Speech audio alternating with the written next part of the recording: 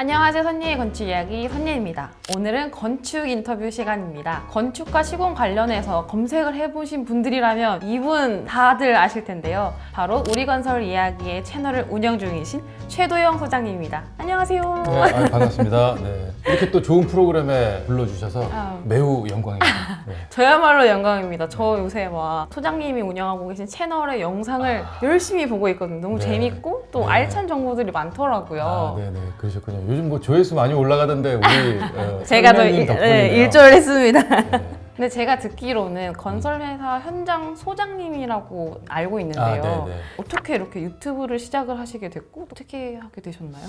네. 유튜브 하게 된 동기도 주변에서 많이 물어보시던데 첫 번째로 이제 주변 민원이 좀 심해서 민원인 분들한테 현장에 좀 세부적인 내용, 재밌는 내용을 좀 알려드리면 민원이 좀 줄겠다. 이해를 이런 하시니까. 생각에, 그런 생각에 시작을 하게 됐고, 또 하나는 제가 이제 아들만 둘인데 아들 둘한테 앉혀놓고 이제 얘기를 했죠. 야, 니네 나중에 사회생활 할 때쯤 되면 유튜브 하는 사람과 안 하는 사람의 차이가 엄청 클 거야. 해봐. 이제 그랬더니 콧방귀도 안 끼죠. 뭐 그럼 아빠가 해봐요. 뭐 이제 이렇게 됐었는데, 너 그러면 아빠가 한다. 너 진짜 두고 봐. 너 막 이랬더니 조회수가 막 나오면서 구독자분들이 많이 생기더라고요. 재밌어졌어요. 예. 그래서 조금 더 신나게 더 열심히 많이 했던 것 같습니다. 그 두 가지 목적을 지금은 다 달성한 것 같아요. 그게 다 느껴지긴 해요, 영상에서도. 네. 제가 최근에 BIM 관련해서 영상을 올린 걸 봤어요. 네. 그러시군요. 영상 네. 끝에서 뭐 네. BIM은 선택이 아니라 필수다. 끝! 맞습니다. 이렇게 끝냈던 네, 영상을 봤는데 현장을 잘 아시는 분이 BIM에 대해서 어떻게 또 이야기를 해주실지 좀 궁금했어요. 네. 그래서 한번 이야기를 나눠보고 싶어서 이렇게 모셨는데 저와 함께 파헤쳐 보실까요? 그러시죠. 네. 좋습니다. 그럼 일단 제가 BIM에 대해서 좀 간략하게 요약을 해보면은 네. 건물 생애 주기 전반적인 정보들을 이제 다 모아가지고 네. 3D로 모델링을 한 다음에 건축 절차와 함께 이제 디지털 협업을 하고 그걸 도와주는 뭐 전환 체계 뭐 이런 거라고 듣기는 했어요. 네. 여기 맞나요? 네. 정확하십니다. 그래요. 그러면은 BIM을 현재 쓰고 계신지 궁금해요. 네, 이게 이제 주로 메이저 건설사들은 거의 다 지금 쓰고 있고요. 그렇군요. 뭐 장점이 많으니까 이제 쓰는 거죠, 아무래도. 저희 회사도 당연히 썼습니다. 썼고 여러 가지 이득을 많이 봤죠.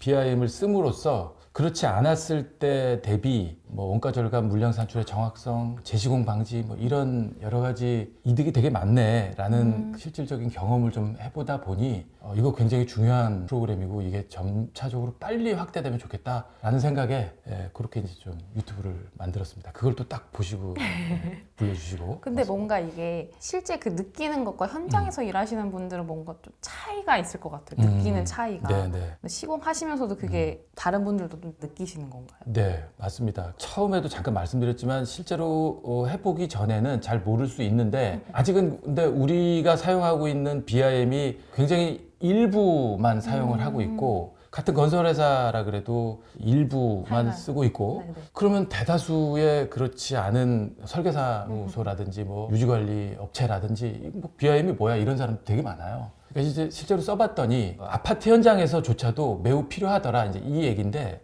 지금 현재 메이저급들 뭐 현대, 삼성, 대우, 뭐 GS 이런 데는 형상이 좀 복잡하다거나 설계 변경이 훨씬 많은 사업의 형태라든지 이런 곳은 그야말로 필수일 수밖에 없겠다라는 생각이 들 겁니다 아마 그 분들도 그런 것 같아요. 그러면 공사 관리를 할 때 네. BIM이 있을 때 없을 때 어떤 차이점이 있는 건가요? 예를 들면 아파트 현장에서도 예전에 이제 캐드를 가지고 물량 산출을 하고 현장에서는 물량 산출이 굉장히 중요하거든요. 그렇죠. 그러니까 너 철근 100이야, 레미콘은 50이고 뭐 타일은 얼마야 라는 거를 알고 시작하고 그거에 따른 협력업체 발주도 하고 정산도 하고 이제 이렇게 되면서 물량이 굉장히 중요한데 BIM으로 물량 산출한 것과 예전의 방식인 캐드로 물량 산출한 거가 정확도 면에서 굉장히 틀린 거를 몸소 좀 체험을 했고 이게 이제 회사 전체로 모아지면은 굉장히 큰 금액이 될 수도 있고 그죠. 단위 현장에서도 굉장히 큰 금액이었고 그러니까 물량 산출의 정확성 면에서는 BIM을 따라갈 수가 없을 것 같다라는 생각이 들고요. 일반 건축에서는 예를 들면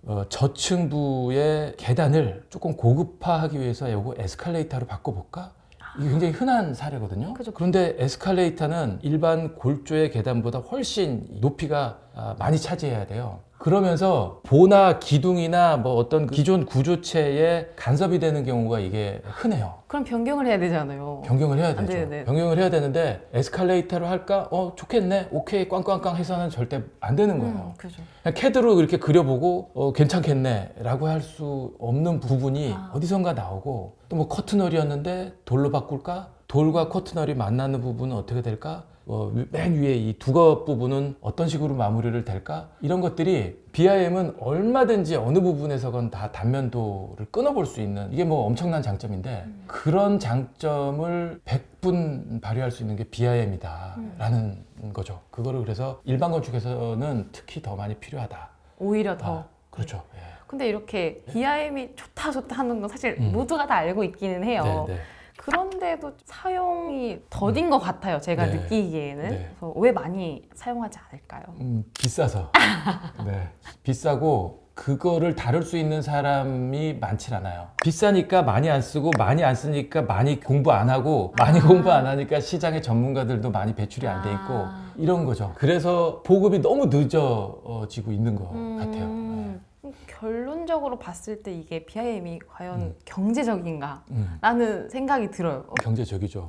이게 아까 그 에스컬레이터의 예를 들었는데 건축물이라는 거가 똑같은 거 두 개 만들어서 파일로 테스트 해보고 이럴 수가 없잖아요. 그죠. 지어봐야지 알죠. 지어봐야지 하는 거예요. 똑같은 위치에 똑같은 건물을 하나는 에스컬레이터로 설계 변경 해보고 이건 안 해봤어. 만약에 야 이거 설계 변경했다가 큰일 날 뻔했네. 이거 이렇게 다시 고쳐보자라고 얘는 에스컬레이터로 고쳐서 만약에 했고 얘는 그냥 일반으로 만약에 계단으로 해서 진행이 됐다고 친다면 또는 얘는 에스컬레이터로 바꾸려다가 굉장히 많은 시행착오를 겪었다면 야 이거 큰일 날 뻔했네. 여기서 내가 시행착오로 겪은 비용이 얼마니까 너는 그 비용만큼 세이브가 된 거야 라는 걸 두 개가 이게 비교가 될 수 있을 텐데 이게 전혀 그렇지가 않으니까 현실은 저는 안 되죠. 안 되죠. 그 내부에 뭐 커튼홀이었던 거가 이 커튼홀이 간섭이 돼서 뭐 안에 그 멀리온 구조체를 조금 더 키우는 과정에서 이게 안 되겠어 뭐 좀 더 바꿔보자 어떤 똑똑한 그 현장의 그 기술직이 이거는 바꿀 수 없습니다 이렇게 해서 원래대로 요렇게 가야 되거나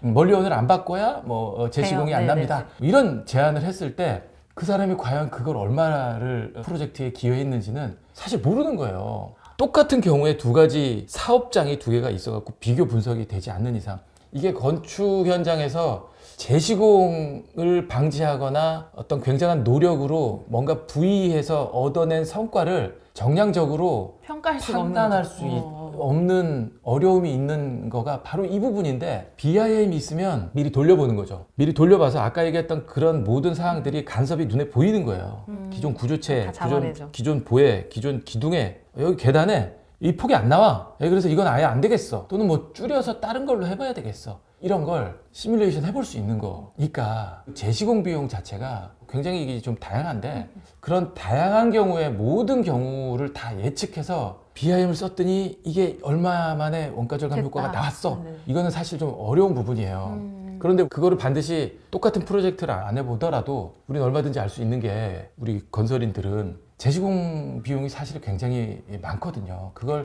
돈뿐만 아니라 사실 시간도 드는데. 그럼요. 예. 현장에서 암암리에 숨기기도 하고 창피하니까 또 다른 비용으로 이렇게 좀 대체하기도 하고 이런 경우도 굉장히 많은데 그런 것까지 다 합친다면 그래서 그 모든 거를 정말 투명하게 비교한다면 BIM으로 가는 거가 어떻게 보면 국가의 재정 낭비를 논할 정도의 값어치가 있지 않나 이런 생각이 저는 자신 있게 말씀드릴 수 있을 것 같습니다. 그러니까 뭐 발주처에도 좋고 시공사에도 좋고 거기 직원들한테도 좋은 거고 너무 좋은 거를 안 쓰고 있는 것 같아서 좀 안타깝다라는 거죠.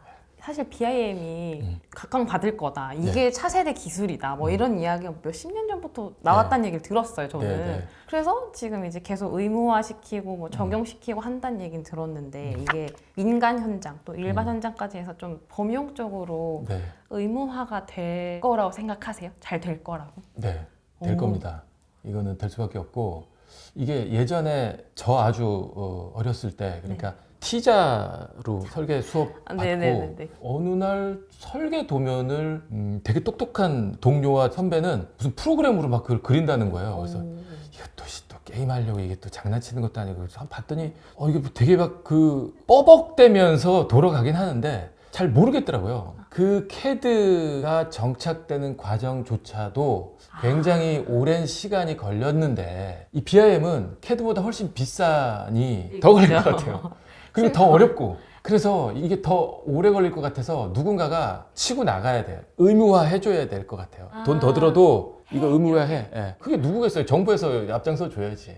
언제쯤 범용화돼서 잘 쓸 수 있을 것 같다 생각하세요? 지금 영국은 레벨 1, 2, 3까지 지금 가고 있어요. 걔네들 나름대로의 단계를 정했더라고요. 네네네. 그들을 따라갈 수밖에 없을 것 같은데 이게 이제 어떤 그 정부의 의지도 있어야 되고 하기 때문에 영국과 우리가 지금 한 5, 6년 정도 차이가 네네네. 있는데 5, 6년 후쯤 되면 공공건축 전부 다 정도까지는 될 것 같다라고 제 나름대로 조심스럽게 예측하고 있습니다. 민간은 좀 어렵지만 공공까지는 그래도 네. 빠르면 민간은 그러니까 쉽지 않을 것 당장 같아요. 그렇죠.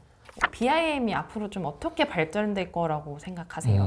이거는 아까 이제 비싸서 못 쓴다 그랬는데 네네네. 결국 모든 게 다 경제 논리로 돌아가잖아요. 그렇죠. 건설 현장이 결국은 이 현장을 발주한 사람, 그러니까 돈 주는 사람이 편하면 그거대로 갈 거잖아요. 네네네.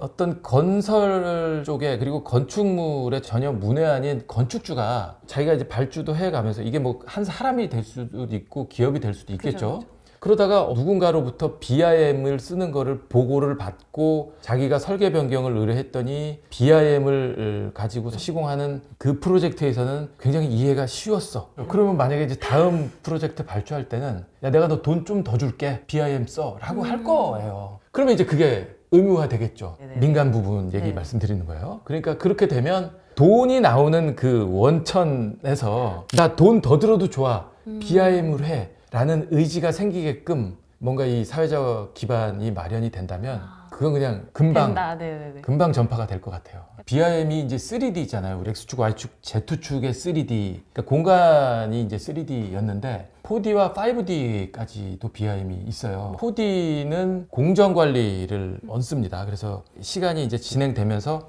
기초에서부터 뭐 그러니까 1층, 2층, 3층, 꼭대기층까지 어떤 시간의 흐름에 따른 공정의 완성도 이거를 얹을 수도 있고 거기에 이제 5D는 예산이 이제 같이 들어가는 거예요. 그래서 기성도 줄 수 있을 것 같고 돈이 들어가는 거죠. 그러니까 네네. 4D가 시간, 5D가 돈이에요. 그렇게 들어가면 EVMS라 그러잖아요. 어떤 그 프로그램으로 기성과 협력업체한테 매월 기성을 이제 줘야 되는 의무사항이 있잖아요. 네네네. 시공사는. 그거를 일일이 이번 달은 뭐 1층까지 콘크리트 타설을 했으니 콘크리트 물량은 100원이네, 철근은 50원이야, 뭐 거푸집은 다 따져봤더니 35원이야. 그래서 토탈 뭐 얼마야를 일일이 어떤 기사의 손으로 이렇게 산정을 하던 것을 이제 시스템으로 되는 EVMS도 얼마든지 들어갈 수 있을 것 같고 그건 지금도 될 것 같아요. 그러니까 약간의 프로그램 개발 정도만으로도 얼마든지 발전할 수 있을 것 같고 제가 또 뭐까지 생각을 해봤냐면 굉장히 넓은 지하 주차장을 쳐요. 저 지붕을. 그게 굉장히 넓어서 전날 굉장히 꼼꼼하게 따져봐야 돼요. 펌프카를 몇 대를 댈까? 주변에 레미콘이 원활할까? 아 그래 원활해. 그러면 얘들이 양이 많으니까 2대 대자. 3대 대자. 세대에 2대씩 붙으면은 한꺼번에 6대씩 들어오고 6대씩 나갈 수 있겠니? 돼. 이제 이렇게 한단 말이에요. 그런데 그게 마음대로 안 돼요. 레미콘이 오다가 중간에 끊어지기도 하고 뭐 이 배관이 막히기도 하고 막 여러 가지 요인으로 내가 오늘 치겠다고 하는 존을 다 치지도 못하는 경우도 생기고 순서대로 진행되지 못하는 경우도 너무너무 흔하고 그런데 BIM이 막 발달을 해서 내가 이제 철근 배관을 다 해놓고 예를 들어서 드론이 이제 하늘을 날아다니고 있는 거예요. 쭉 다니다가 내가 끊고자 하는 컨스트럭션 조인트가 이 부분에 끊어서 조인트 관리를 해놓으려고 했었는데 그게 안 됐어. 아까 말씀드린 여러 가지 사유로. 네네.